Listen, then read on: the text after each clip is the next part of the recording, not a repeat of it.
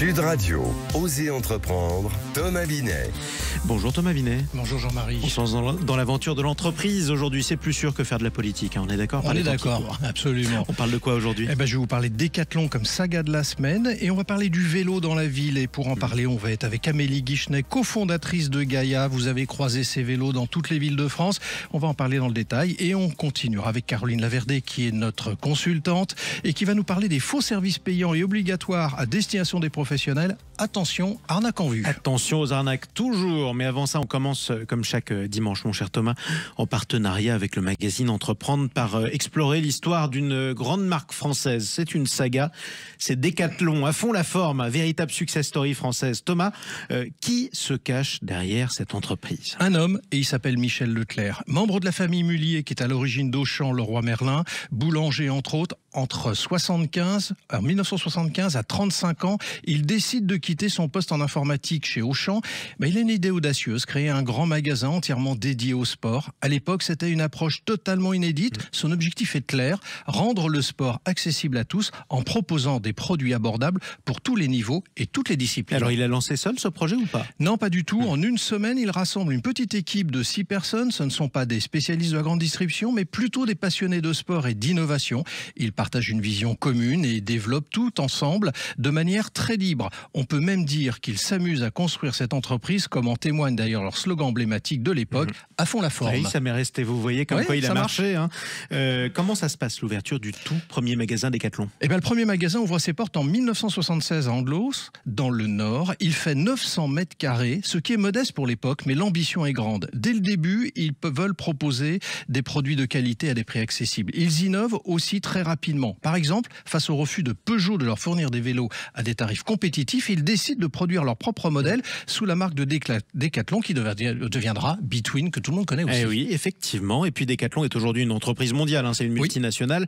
On attribue son succès à l'international à quoi précisément? Il y a 2 mots, Jean-Marie, innovation et accessibilité. Décathlon a toujours cherché à rendre le sport plus accessible, tout en restant fidèle à ses valeurs, vitalité, générosité, authenticité et responsabilité. Bon, c'est malin. Une anecdote pour conclure? Oui, le premier jour, le magasin réalise un chiffre d'affaires de 999 francs, pas 1000, mais bien 999.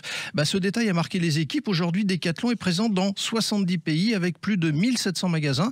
Mais cette histoire prouve que tout a commencé avec une idée simple et une équipe passionnée. Oui, c'est logique. Je croyais que l'anecdote, ce serait que vous faites du sport tous les jours, mais bon.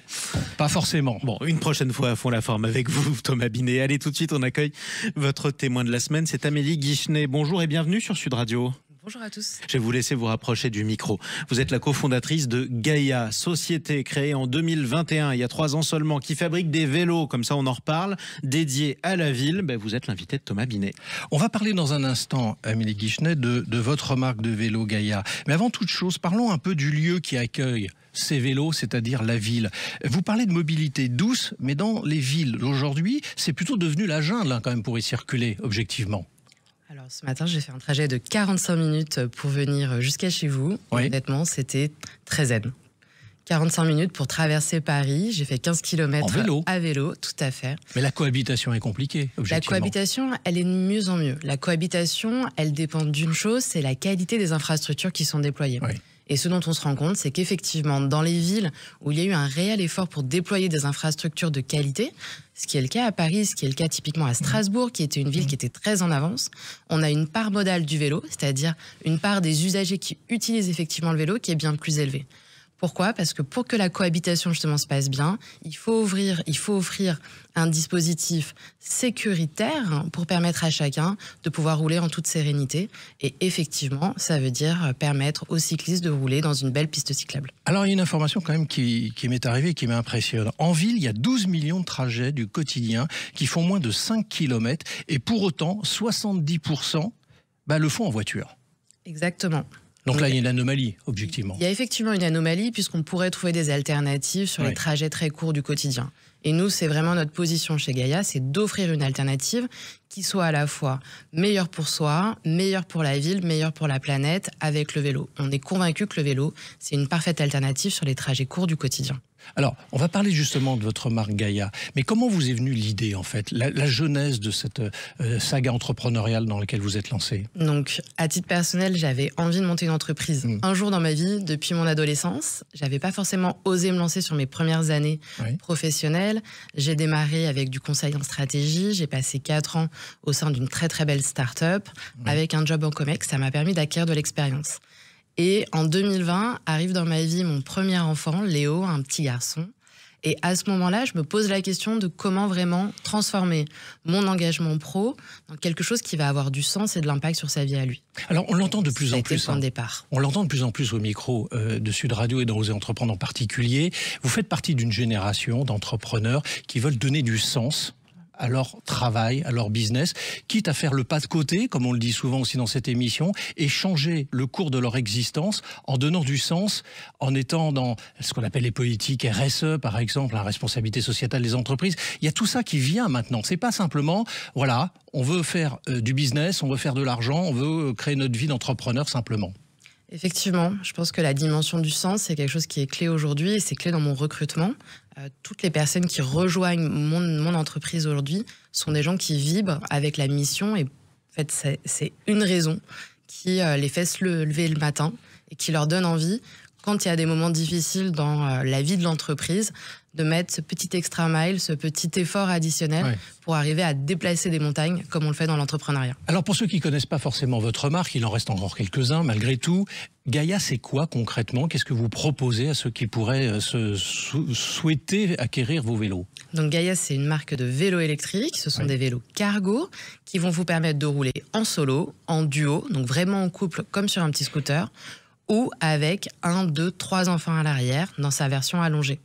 Et c'est un vélo qui est très sécuritaire parce qu'on va vous avoir mis sur le vélo un grand phare, des clignotants à l'avant, à l'arrière, une conception basse, ce qui fait que ça va être très très maniable, et un tracker GPS qui est intégré au vélo, qui vous permet de géolocaliser le vélo et de bloquer l'assistance en cas de vol. Oui, parce que le prix, on va le donner quand même, ça coûte combien? Donc, on a 2 modèles. Sur le modèle, vous pouvez rouler en couple, on est sur 2 200 €. Le modèle où vous allez pouvoir emmener 2 enfants, on est sur 2 700 €. Et vous êtes attaché au savoir-faire français parce qu'en 2023, fin 2023, vous avez rapatrié l'assemblage de tous les éléments. Exactement. Donc aujourd'hui, on assemble nos vélos intégralement en France, en Vendée, chez notre partenaire Arcade Cycle. Et la spécificité de Gaïa, c'est que vous personnalisez votre vélo sur le site de Gaïa et on vous le livre à domicile, prêt à rouler. Alors aujourd'hui, on vous retrouve à Paris, on vous retrouve également dans des villes de région, 8 si je ne me trompe pas. Vous voyez votre développement territorial en France ou à l'étranger aujourd'hui ? Aujourd'hui, et à l'aube de 2025, on met vraiment un coup d'accélérateur sur la France pour pouvoir déployer massivement Gaïa dans une trentaine de villes françaises.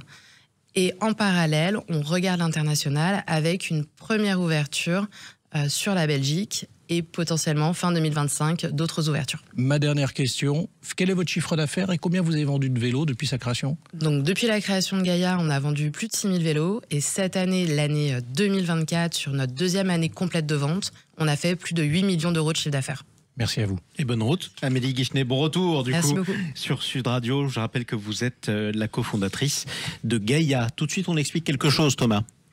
Bruno, le spécialiste des fournitures et de l'équipement pour les professionnels, présente Sud Radio, Oser Entreprendre, les essentiels de l'entrepreneuriat. Et on accueille Caroline Laverdé, notre avocate. Bienvenue à vous. Bon retour sur Sud Radio. Avec Thomas, ma chère Caroline, vous allez nous parler des faux services payants et obligatoires. Oui, Jean-Marie, avec Caroline, on va parler de ça parce qu'on a tous quand même à l'esprit que les entreprises grandes ou petites font face à une multitude de démarches administratives. Cette réalité, quand même, en fait des cibles idéales pour les escrocs qui exploitent la complexité et le caractère parfois pressant de ces démarches pour vendre des services payants, présentés comme obligatoires, mais qui en réalité sont souvent inutiles, voire frauduleux. Caroline, comment ces arnaques fonctionnent-elles et en quoi d'ailleurs sont-elles possibles en fait ? Eh bien, mon cher Thomas, les arnaques aux faux services payants se présentent sous différentes formes. Elles ont pour point commun de jouer sur la peur des sanctions administratives ou juridiques. Il peut s'agir de fausses notifications officielles, imitant les codes visuels des administrations, ou encore de faux appels téléphoniques au cours desquels les fraudeurs se font passer pour des agents d'organismes officiels afin de vous soutirer de l'argent. Alors pour que ça soit très clair, il va falloir nous donner un exemple ou plusieurs. Alors, premier exemple, les sociétés peuvent recevoir des factures pour leur prétendue obligation de s'inscrire dans un registre professionnel ou un annuaire d'entreprise. Ces registres n'ont généralement aucune valeur légale et leurs frais sont fictifs. On peut aussi recevoir des propositions d'audit ou de certification RGPD, vous le savez, pour la protection des données. Ce sont des propositions payantes, soi-disant obligatoires, alors que ces démarches peuvent être faites en interne ou auprès d'organismes légitimes. Certains escrocs inventent enfin des cotisations environnementales, des taxes numériques ou autres contributions fictives, profitant de l'ignorance ou du manque de vigilance des entrepreneurs. Alors comment on peut repérer et éviter ces fameuses arnaques, Caroline? Eh bien, pour ne pas tomber dans le piège, il est essentiel de suivre quelques recommandations simples.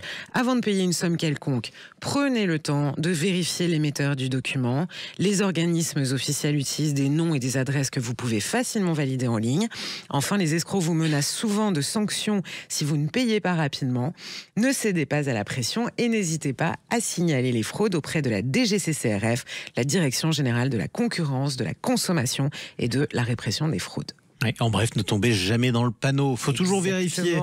Merci beaucoup. Et puis merci à vous, Thomas. Restez dans les Jean. parages. On vous retrouve dans un instant. On investit. On parle de quoi? D'investir dans les entreprises, justement. À tout de suite.